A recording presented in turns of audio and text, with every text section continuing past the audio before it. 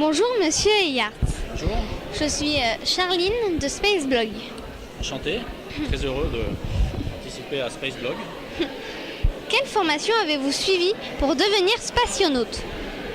Alors d'abord j'ai fait des études scientifiques, donc maths physique, et ensuite je suis rentré dans l'armée de l'air comme pilote, donc j'étais un pilote militaire.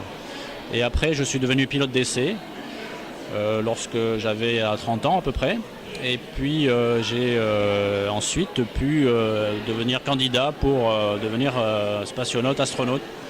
Et donc j'ai eu la chance de pouvoir être sélectionné lorsque j'avais 35 ans. Donc ça fait déjà assez longtemps.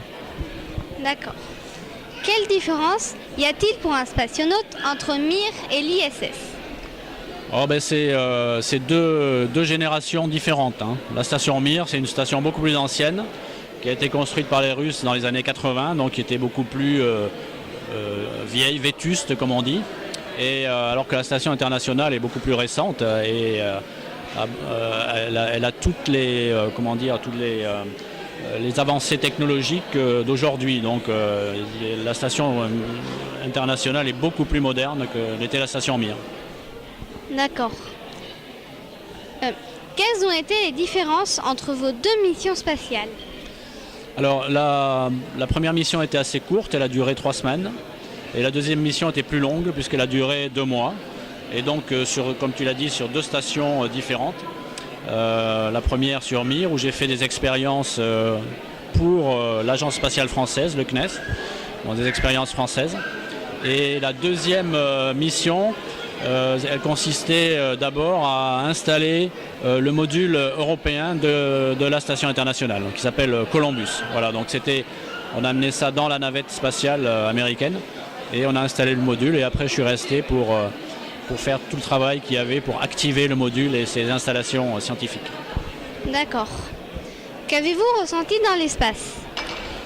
Alors ressenti beaucoup de choses, mais d'abord il y a une adaptation, hein. Lorsqu'on arrive dans l'espace, on est parfois un petit peu malade.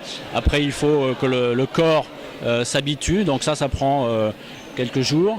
Et puis après il y a eu beaucoup de travail. Donc alors c'est à la fois une sensation extraordinaire puisqu'on flotte, on est en apesanteur, on est dans l'espace, ce dont on a toujours rêvé, mais en même temps c'est beaucoup de travail. Donc ce que l'on fait là-haut, ça demande de beaucoup travailler.